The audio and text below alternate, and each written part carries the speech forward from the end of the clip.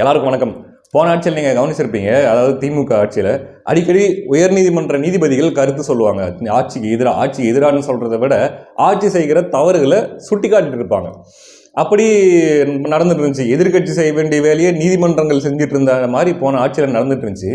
இப்போ டிவிக்கு ஆட்சி வந்துருச்சு. என்னடா கம்முன்னு இருக்கிறாங்களே, வாயவே திறக்க மாட்டேங்கிறாங்களே, அவ்வளோ சிறப்பாக இவங்க ஆட்சி பண்ணிட்டு இருக்கிறாங்க அப்படின்னு யோசிச்சுட்டு இருக்கும்போது சென்னை உயர்நீதிமன்ற மதுரை கிளை நீதிபதி அவர்கள், விக்டோரியா குளோரி அவங்க பேர், அவங்க சிஎம் சார் அவர்களுடைய பாஷையில் சொல்லணும் அப்படின்னா டிவிகேவை கூப்பிட்டு மண்டை மேலேயே நறுக்குன்னு கொட்டு வச்சிருக்கிறாங்க. எதுக்காக அப்படின்னா இந்த அவதூறு பரப்புறது, இந்த மார்ஃபிங் பண்ணுறது, இந்த ஒரு விஷயத்துக்காக தான். என்ன விஷயம் அப்படின்னா, பிஸ்மின்ட்டு ஒருத்தர் இருக்காரு, அவங்க கேள்விப்பட்டிருப்பீங்க. அந்த பிஸ்மி, ஒருத்தர் இந்த வலைபேச்சில் பேசிகிட்டு இருப்பாங்க இல்லைங்களா, காசிப்பிங். அவங்க அவர் ஒரு அண்ணன் சீமான் அவர்களை பற்றி, நாம் தமிழர் கட்சியினுடைய தலைமை ஒருங்கிணைப்பாளர் அண்ணன் சீமான் அவர்களை பற்றி பேசியிருக்காரு. என்ன பேசியிருக்காரு அப்படின்னா, அவருடைய அக்கௌண்ட்டுக்கு 100 கோடி ரூபாய் கிரெடிட் ஆயிடுச்சு, காசு வாங்கிட்டாரு சீமான் அப்படின்ட்டுலாம் அவர் இஷ்டத்துக்கு பேசிட்டு இருக்காரு. என்னமோ அவர் தான் நடுவில் புரோக்கர் வேலை பார்த்து காசை வாங்கி கொடுத்த மாதிரி அவர் பாட்டுக்கு பேசிட்டு இருக்காப்புல. அதே மாதிரி இந்த தமிழன் கோகுல் அப்படின்ட்டு ஒரு ஐடி இருக்கும் ட்விட்டரில், நாம் தமிழர் கட்சியில் முன்னாடி இருந்து அதுக்கப்புறம் இப்போ டிவிகேல போய் சேர்ந்துட்டு இருக்கிற ஒருத்தர். இது நிறைய பேர் இருக்காங்க அந்த மாதிரி. அவங்களுக்கு குறிப்பிட்டு நான் சொல்லியே தான் ஆகணும். நாம் தமிழர் கட்சிக்கு இதுக்கு முன்னாடி, தேர்தலுக்கு முன்னாடி நானே கூட எதிர்த்து பேசுகிறேன் நாம் தமிழர் கட்சியை பற்றி. ஏன்னா அந்த நேரத்தில் அவங்க எடுத்த சில நிலைப்பாடுகள், அந்த நேரத்தில் அவங்க எடுத்த முடிவுகள் சற்று பிழையான ஒரு முடிவுகள் தான். அது ஏன் எப்படிங்கிறத நான் பின்னாடி சொல்கிறேன், இந்த வீடியோவில் சொல்கிறேன். அதனால் அவர்களுடைய அரசியல் நிலைப்பாட்டை எதிர்த்து நம்ம பேசணும். ஆனால் டிவிகேல போய் சேர்ந்த உடனே, டிவிகே ஆட்சி அவங்களுக்கு தான் ஆட்சின்றது வந்த உடனே இவங்க இஷ்டத்துக்கும் நாம் தமிழர் கட்சியை பற்றி ரொம்ப தரக்குறைவாக பேசுகிறதும், ரொம்ப அவங்கள அசிங்கப்படுத்துறதும் ஏற்க முடியாத ஒரு சமாச்சாரம், ரொம்ப அசிங்கம் பிடிச்ச, கேவலம் பிடிச்ச ஒரு செயல் அது. ஏன்னு கேட்குறீங்கன்னா, அதாவது நாம் தமிழர் கட்சியில் என்ன பண்ணுறாங்க அப்படின்னா, இந்த ஐடி விங்கில் இருக்கக்கூடிய சில பேர், எல்லாருமே இல்லை, ஒரு சில பேர் மற்றவங்களுக்கு எதிராக இஷ்டத்துக்கும் பேசுறது, கண்ணாபின்னான்னு பேசுறது, அது மாதிரிலாம் பண்ணி வெறுப்பேற்றி விட்டுறாங்க. அந்த ஒரு காரணத்துக்காகவே நீங்கள் அண்ணன் சீமான் அவர்களை பற்றி தவறாக பேசுகிறதோ, அல்லது அந்த கட்சியை சேர்ந்தவங்க உண்மையாக உழைக்கக்கூடிய தமிழ் தேசியத்தின் மீது அக்கறை உள்ள அவங்க எல்லாரையும் ஒட்டுமொத்தமாக நீங்கள் அசிங்கப்படுத்துறதுன்றது சரியாக இருக்காது, சரியில்லை, திருத்திக்கங்க, அது நல்லது. Okay, right. அப்படி ஒரு ஐடி அண்ணன் சீமான் அவர்களுடைய தமிழன் கோகுல் அப்படிங்கிற ஒரு ஐடி, அண்ணன் சீமான் அவர்களுடைய புகைப்படத்தை மார்ஃபிங் பண்ணுறது, அது மாதிரி ஒரு மாதிரி அசிங்கப்படுத்துகிற மாதிரி போட்டுட்டு இருந்தாப்புல. இதுக்கு எதிராக தீரன் திருமுருகன் அவர்கள், வழக்கறிஞர் இருக்கார் இல்லைங்களா, அவரை இதுக்கு முன்னாடி நீங்கள் எங்கே பார்த்துருப்பீங்க அப்படின்னா, பல போராட்டங்கள் அவர் பண்ணியிருக்காரு. குறிப்பாக தஞ்சை பெரிய கோயிலில் தமிழில் குடமுழுக்கு நடத்தணும் அப்படின்ட்டு இதுக்கு முன்னாடி கேஸ் போட்டு தமிழிலும் நடத்தலாம் அப்படின்ட்டு கோர்ட் உத்தரவின்படி அதெல்லாம் நடந்துச்சு இல்லைங்களா. அதில் அந்த வழக்கை வாதாடின முக்கியமான ஒரு நபர் இவர்.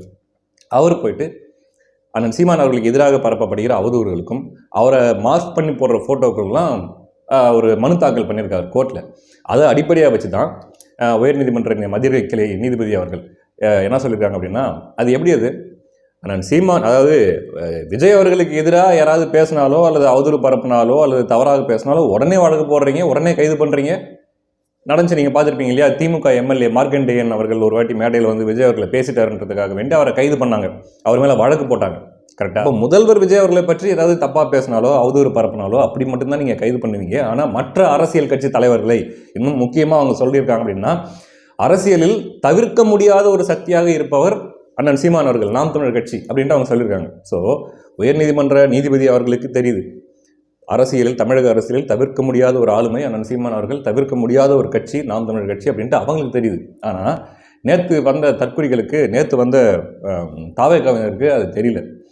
இஷ்டத்துக்கும் அவதூறு பரப்புறது, இஷ்டத்துக்கும் பேசுறது, என்ன வேணால் பண்ணலாம், என்ன வேணால் பேசலாம். ஏன்னா யார் அரெஸ்ட் பண்ணிடுவாங்களே, நம்மளை போய் யார் கைது பண்ண போகிறாங்க, நம்மளை போய் யார் அரெஸ்ட் பண்ண போகிறாங்க.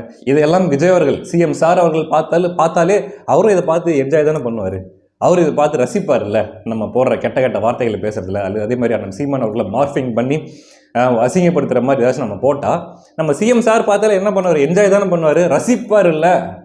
அப்போ நம்மளை போய் யார் கைது பண்ண போகிறாங்க அப்படின்ட்டு அவங்க இஷ்டத்துக்கும், அவங்க நம்ம வல்கர் வாரியர்ஸ் இருக்காங்க இல்லையா, அவங்க பேசிகிட்டு இருக்கிறதும், அண்ணன் சீமான் அவர்களை பற்றி பதிவுகள் மார்ஃபிங் பண்ணி ஃபோட்டோ போடுறது, இந்த மாதிரிலாம் வேலை பண்ணிட்டு இருக்கிறாங்க. இது கட்டுக்கடங்காமல் போயிட்டு இருக்குது நாளுக்கு நாள் வர கேட்டால். நீங்கள் ஒரு எம்எல்ஏ ஜெயிச்சுட்டு பேசுங்க, அமைச்சரே பேசினார் இல்லையா, அந்த கைத்தறித்துறை அமைச்சர் விஜய் பாலாஜி, சீமான் யார், சீமான்னா யார் அப்படின்லாம் கேட்டார் இல்லைங்களா. அந்தளவுக்கு அது ஏறி போய் கிடக்குது. அதாவது அடக்கம் அமரருள் உய்க்கும் அடங்காமை ஆறிருள் உய்த்து விடும் அப்படின்ட்டு நம்ம திருவள்ளுவர் சொல்லியிருக்காரு. உங்களுடைய ஆணவம், உங்களுடைய இந்த போக்கு எல்லாமே ஆறு இருள்னா என்ன உங்களுக்கே தெரியும். அந்த இருளில் கொண்டு போய் தள்ளிடும். அதனால் கொஞ்சம் ஜாகிரதையாக இருங்க, கொஞ்சம் அடக்கி வாசிங்க, அதான் நம்ம சொல்ல முடியும். ஓகே, அப்போது பேசிகிட்டு இருந்தவங்களுக்கு நீதிமன்றம் இந்த மாதிரி கொட்டு வச்சிருக்குது. இது தேவை. ஏன்னா இதை யாருமே கண்டுக்கல, இதை பற்றி யாருமே பேசலை அப்படின்னா அவங்க தொடர்ந்துக்கிட்டே தான் இருப்பாங்க, கண்டினியூ பண்ணிக்கிட்டே தான் இருப்பாங்க. அப்போ இதுக்கு மேலே அண்ணன் சீமான் அவர்களை பற்றி அவதூறு பதிவுகள், அண்ணன் சீமான் அவர்களை பற்றி இந்த மாதிரி மார்பிங் பண்ணி போட்ட பதிவுகள் எல்லாம் உடனடியாக அங்கேருந்து நீக்கணும்னு சொல்லி சைபர் கிரைம் டிபார்ட்மெண்ட்டுக்கு நீதிபதி அவர்கள் உத்தரவிட்டிருக்காரு. அப்போது இந்த ஆட்சியிலையும் கூட எப்படி போன திமுக ஆட்சியில் நீதிமன்ற நீதிபதிகள் அரசாங்கத்துடைய தவறு அடிக்கடி சுட்டி காட்டினாங்களோ அந்த மாதிரி இந்த ஆட்சியிலையுமே நீதிமன்ற நீதிபதிகள் தொடர்ந்து இந்த வேலையை செஞ்சுக்கிட்டு இருந்தாங்க அப்படின்னா நல்லா இருக்கும். ஏன்னா எதிர்கட்சிகள் அவங்களோட வேலையை செய்ய தவறும் பட்சத்தில் வேற வழி இல்லாமல் நீதிபதிகள் அதை செய்ய வேண்டிய தேவை ஏற்படுது. பரவாயில்ல, உண்மையிலே தீரன் திருமுருகன் அவர்களுக்கு நம்முடைய வாழ்த்துக்களையும் பாராட்டியும் சொல்லிக்கிறோம். அது நாம் தமிழர் கட்சி மேலே விமர்சனங்களோ அதெல்லாம் ஒரு பக்கம் இருந்துட்டு போட்டோம். இருந்தாலும் கூட இந்த வல்கர் வாரியர்ஸ் போடுற ஆட்டம் சோஷியல் மீடியாவில் அவங்க மற்ற கட்சிகளையோ அல்லது மற்றவர்களையோ இவங்க எல்லாம் மீறி போயிட்டு இருக்கிறாங்க, அசிங்கமாக பேசிட்டு இருக்கிறாங்க. ஸோ அவர்களுடைய வேலையை செய்ய தவறும் பட்சத்தில் நீதிபதிகள் வேறு வழி இல்லாமல் இந்த வேலையை செய்ய வேண்டிய தேவை ஏற்படுது, கட்டாயம் ஏற்படுது. அப்படின்னும் போது இது உண்மையிலேயே தீரன் திருமுருகன் அவர்களுக்கு, இந்த மனு தாக்கல் செய்த தீரன் திருமுருகன் அவர்களுக்கு நம்முடைய வாழ்த்துகளையும் பாராட்டுகளையும் நான் தெரிவிச்சுக்கிறோம். ஏன்னா இதை அப்படியே விடக்கூடாது. என்ன வேணால் பேசலாம், நம்ம ஆட்சியில் இருக்கிறோம், யாரை வேணால் எது வேணால் பேசலாம் அப்படிங்கிற அந்த போக்கு அது முதல்ல அது ஒழியணும். சரிங்களா? இதுக்கு முன்னாடி இப்போ இருக்கிற இந்த வல்கர் வாரியர்ஸ் இருக்காங்க இல்லையா, இவங்களை பார்க்கும்போது கரெக்டாக 2021 to 2026 திமுக ஆட்சி காலத்தில் இந்த திமுக உடன்பிறப்புகள் சோஷியல் மீடியாவில் என்ன பண்ணிட்டு இருந்தாங்களோ அதை அப்படியே பண்ணிட்டு இருக்கிறாங்க. அவங்கள பார்க்குற மாதிரி தான் இருக்குது இவங்களை பார்க்கும்போது. அப்போது மற்றவங்க மேலே அவதூறு பரப்புறதா இருக்கட்டும், அல்லது முட்டு கொடுக்க கூட முடியாத சில விஷயத்துக்கெல்லாம் முட்டு கொடுக்குறதா இருக்கட்டும், இந்த வேலையை தொடர்ந்து எப்படி திமுகவுக்கு அவங்கள நம்ம கொத்தடிமைங்க அப்படின்னு நம்ம சொல்லிட்டு இருந்தோமோ அந்த மாதிரி கொத்தடிமை வெர்ஷன் 2.0 இந்த வல்கர் வாரியர்ஸ் மாறிட்டு வந்துட்டு இருக்கிறாங்க. அப்படியே உருமாறிக்கிட்டே வராங்க. இது என்னதான்ப்பா தீர்வு? 5 வருஷம் இந்த கன்றாவியெல்லாம் பார்த்துட்டு இருக்கணுமா அப்படின்ட்டு இது என்னதான்ப்பா தீர்வு? இன்னும் 5 வருஷத்துக்கு இந்த கன்றாவியை தான் பார்த்துட்டு இருக்கணுமா அப்படின்னு யோசிச்சுட்டு இருக்கும்போது தான் உயர்நீதிமன்ற மதுரை கிளை நீதிபதி அவர்கள் இப்படி ஒரு விஷயத்த சொல்லியிருக்காரு. உண்மையிலேயே மனசார வரவேற்கிற, மனசார பாராட்டுறோம். நான் சீமான் அவர்கள் மீது சில விமர்சனங்கள் இருக்கத்தான் செய்யுது, ஒன்றும் இல்லை. சமீபத்திலையும் கூட தம்பி தென்னகம் விஷ்ணு, தென்னகம் அப்படின்ற யூடியூப்பை நடத்திட்டு வர விஷ்ணு, அவர் எப்படிப்பட்ட தமிழ் தேசியவாதிங்கிறது எல்லாருக்குமே நல்லாவே தெரியும். உண்மையாகவே தமிழ் தேசியத்தின் மீதும் தமிழ் மொழி மீதும் தமிழ் இனத்தின் மீதும் பற்று கொண்ட ஒரு தமிழ் தேசியவாதி தான் நம்ம தம்பி தென்னகம் விஷ்ணு. ஈவன் நாம் தமிழ் கட்சி சில தவறுகள் செய்த போது நம்ம கூட சுட்டி காட்டியிருக்கோம். அந்த நேரத்தில் கூட நாம் தமிழர் கட்சிக்கு ஆதரவாக இருந்த, கட்சிக்கும் விசுவாசமாக இருந்த ஒரு தம்பி. அந்த தம்பி பாரிசாலன் அவர்களுக்கும் இப்போ ரீசெண்டாக ஒரு டிபேட் ஒன்று நடந்துச்சு இல்லையா, பாலிடாக்ஸ் பாரிசாலன் டிபேட்டு. அதில் பாரிசாலன் அவர்களுக்கு ஆதரவாக, பாரிசாலனுடைய தமிழ் தேசிய கருத்துக்களுக்கு ஆதரவாக 2-3 வீடியோ தன்னுடைய யூடியூப் சேனலில் போட்டிருந்தாப்புல. அதே போல் அண்ணன் சீமான் அவர்கள் அந்த மேடையில், பாஜக மேடையில் உட்காந்துருந்தார் இல்லையா, சரத்குமார் அவர்களுடைய பிறந்தநாள் விழாவில், அப்போ கூட நயினார் நாகேந்திரன் சொல்லியிருந்தார் இல்லையா, இப்போ இருக்கிற இந்த அணி அப்படியே தேர்தலுக்கு முன்னாடி இருந்துச்சுன்னா இப்போ சினாரியோ வேற மாதிரி இருந்திருக்கும் அப்படின்ட்டு நயினார் நாகேந்திரன் அவர்கள் சொல்லியிருந்தாப்புல. ஆக்சுவலாக அது உண்மைதான். அண்ணன் சீமான் அவர்கள் அப்போது எவ்வளவோ கூப்பிட்டாங்க அதிமுகவோட கூட்டணிக்கு, ஆனால் அவர் ஒத்துக்கலை. என்ன காரணம் அப்படிங்கிறது அது அவருக்கு தான் தெரியும். வந்திருந்தார் அப்படின்னா உண்மையிலே இந்நேரம் அதிமுக ஆளுங்கட்சியாக இருந்திருக்கும், அமைச்சரவையில் நாம் தமிழர் கட்சி பங்கேற்று இருந்திருக்கும், குறைஞ்சது ஒரு 15-20 எம்எல்ஏக்கள் நாம் தமிழர் கட்சியிலேருந்து சட்டமன்றத்துக்குள்ளே போயிருப்பாங்க. அது வேற, அப்படியே தலைகளாக மாறி போச்சுன்னு வச்சுங்களேன். சரி, ரைட், விடுங்க. இதுக்காக வேண்டி பாரிசாலன் அவர்களுக்கு பிறந்தநாள் வாழ்த்து தெரிவித்தார், பாரிசாலன் அவர்களுக்கு ஆதரவாக காணொலி போட்டார்ன்றதுக்காக வேண்டி அந்த தம்பியை கட்சியிலேருந்து நீக்கினதுன்றது ஏற்கவே முடியாத ஒன்று. ஏன்னா பர்சனலாகவே எனக்கு அந்த தம்பி தெரியும், நல்ல பையன், ஆத்மார்த்தமாக தமிழ் தேசியத்தையும் இந்த இனத்தையும் நேசிக்கக்கூடிய ஒரு பையன். அவங்களெல்லாம் கட்சியை விட்டு நீக்கிட்டு கடைசியில் யாரை வச்சு நீங்கள் கட்சி நடத்த போகிறீங்க? யார்? இந்த ஐடி விங்கில் இருக்கக்கூடிய அந்த ஆளுங்க. அப்புறம் இதெல்லாம் உண்மையிலே நாம் தமிழர் கட்சி மேலே நமக்கு வருத்தம் ஏற்படுறதுக்கும் அதே மாதிரி அதை விட்டு விலகி இருக்கிறதுக்கான காரணங்கள் இதெல்லாம் தான். அதனால் நான் சீமான் அவர்கள் கொஞ்சம் இதெல்லாம் கொஞ்சம் பரிசீலனை பண்ணார்தான் கொஞ்சம் நல்லாயிருக்கும். சரி, ஓகே.